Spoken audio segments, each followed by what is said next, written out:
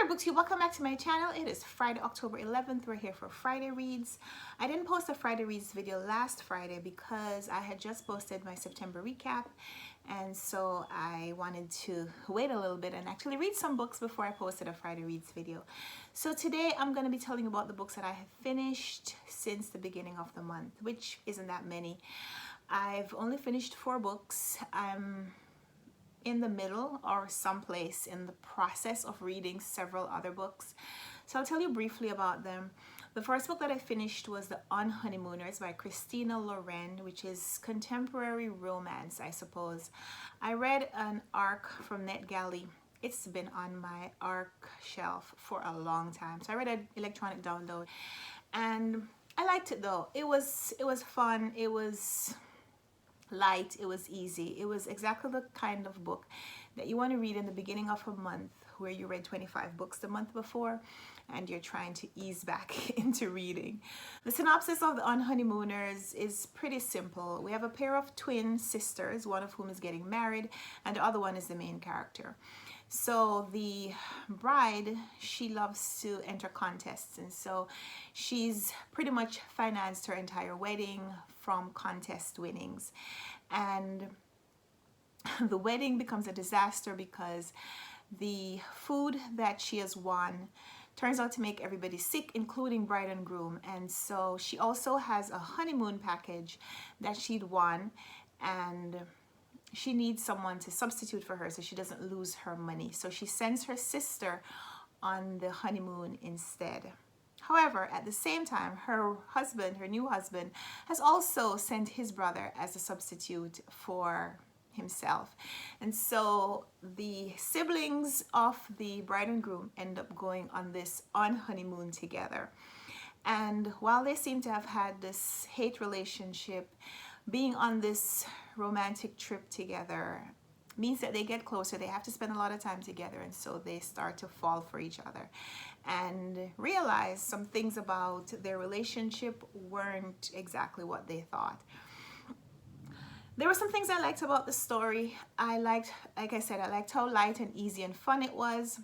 The only problem that I could say that I really had with the book was in its body image representation. The main character was a Latino curvy woman, and she was portrayed as being a little insecure about her body. She explained that she had gotten even more curvy because she'd lost her job and she'd been stress baking. Never apologize for your curves, ladies. Never apologize for your curves. But the interaction that she had with this man, they weren't necessarily negative, but he kept referring to her body. He kept staring at her in very lustful ways. And I understand it's supposed to be showing his sexual interest in her. It's supposed to be leading up to their romantic interlude. So it wasn't necessarily a bad thing, but there was something in the way it was presented that bothered me a little bit. Just, I guess, the repetition. And I mean, so many times they talked about how she looked. Aside from that, I enjoyed the book and I liked the morality that the author presented in the story. Like the fact that this trip happened because of some lies that had been told, and eventually the main character, she comes clean and confesses some of the things that she had done. And even though she faced some disastrous after effects, some backlash from her honesty, she did the right thing anyway. So no, this is not a prize-winning book, but The Honeymooners was a quick, easy, fun read, and it was exactly the kind of book that I needed to start my reading month, especially after having come off of a month where I read a lot in September. The next thing that I finished was the play The Importance of Being Earnest by Oscar Wilde. That was one of the plays that's being read as the group read for Victober. About 2 men who are both pretending to be earnest in order to either get into or get out of relationships, and the identities that they concoct. It's very interesting to see how they evolve to the point where lies become truths, and it's such a comical story. So light and so fun, and yet such a really good commentary on the society. And I think reading this play was the perfect way to get into Victober.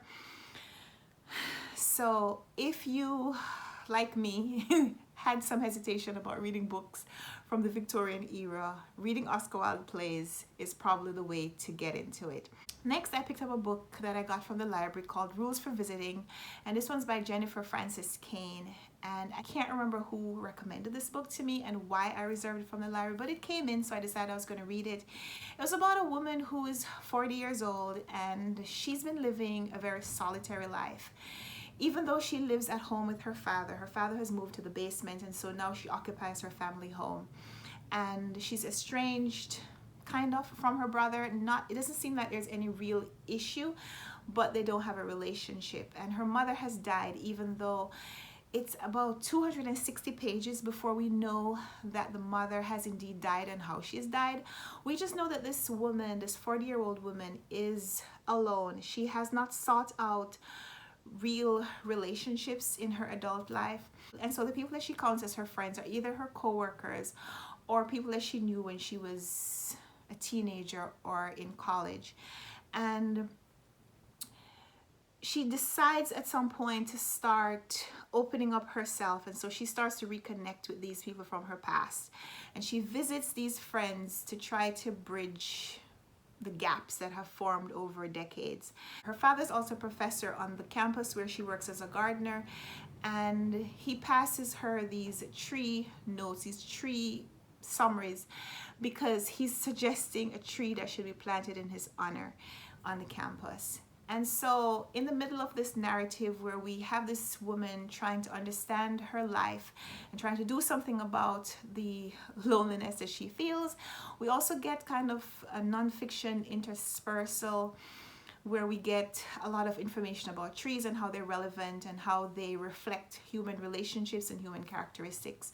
It was pretty interesting, but it was also quiet and subdued and very reflective about womanhood and friendship.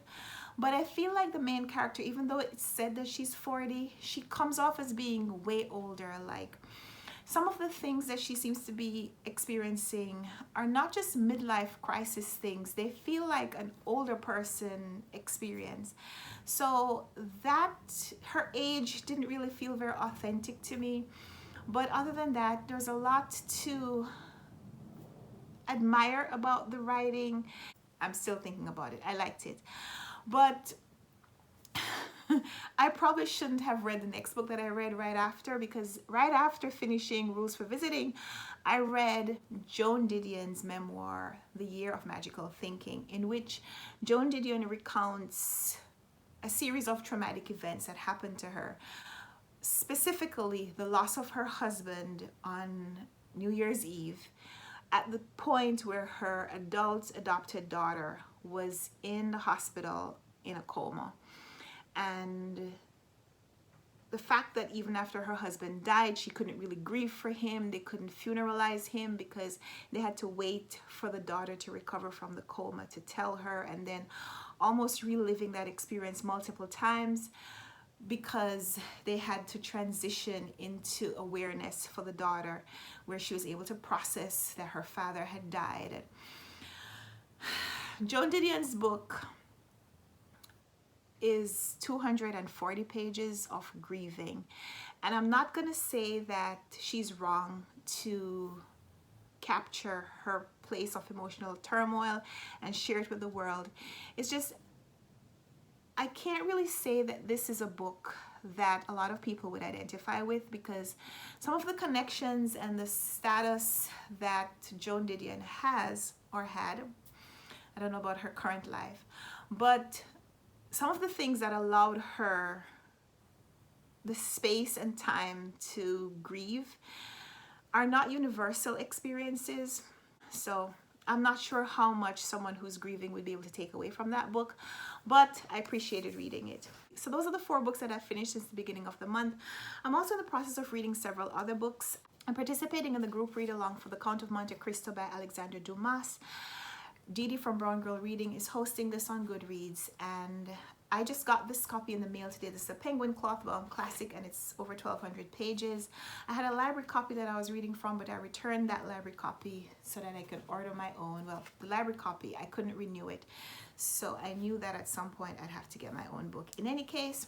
So now I just need to go back, annotate the pages that I've already covered, and start reading again to catch up. I haven't gotten really far into this book. Somewhere between page 100 and 200, I can't remember. But what I do know is that we have this young man who seems to be so young and ambitious and full of possibilities, and yet people from his community are vengeful. And so even though he's just gotten a promotion and the woman that he loves has agreed to marry him, all of that is in jeopardy because he's just been arrested on a concocted charge. So looking forward to getting more into this, and I'll tell you more about my reading next week. I also started my Booker Prize winning novel, The Old Devils by Kingsley Amis. And this one is giving me a lot of vibes like Last Orders by Graham Swift, in which we're following a group of people. It says couples, but right now I'm at the place where we're still mostly looking at one marriage and a group of men. But these are all Welsh men who are older and dealing with life. They're in their older years, and a lot of the things that they're used to are breaking apart, whether it's their bodies or their relationships or the things that they used to participate in. And so they're dealing with a lot of it by meeting up in a pub to drink and discuss their problems, or not. But I'm liking this, Kingsley Amis, The Old Devils. I found it interesting that Kingsley Amis' son, Martin Amis, considers this book to be his father's greatest achievement. I don't know that I'd say that about my parents. I'd want to think that my parents' greatest achievement was me, but Martin Amis is clearly a lot more humble than I am. I'm also in the process of reading Margaret Atwood's The Testaments, and I should finish this one today, and I'm going to do a full review. I am halfway through. I can't say that I see right now much of a need for this book, but it is interesting. It's interesting. I don't know that a sequel was needed for The Handmaid's Tale, but I'm reading it. So I'm hoping to be able to give you a review of this before the Booker Prize is announced. And so I need to finish this today so I can review it and post that video over the weekend. So you'll hear more about these books in the next few days to the next week. I also have, as you know, a huge TBR for this month, and I'm really going to now focus on rereading Flights by Olga Tokarczuk, because Olga Tokarczuk was just named as a 2018 Nobel Prize winner for literature. Kudos to her, because aside from Flights and her other book that was nominated for the Booker Prize, Booker International Prize this year, Drive Your Plow Over the Bones of the Dead, I didn't know that she was such an influential writer to have garnered the attention of the Nobel Committee. So congrats to her, as well as to the other writer, because the Nobel Prize this year announced winners for, or they announced awardees for 2018 and 2019 because they didn't award a prize last year. So looking forward to rereading the book that I've already read by Olga Tokarczuk, as well as reading more from her. And Britta Bowler was doing a Nobel Women Read Along on her channel this year for women who had won the Nobel Prize for Literature.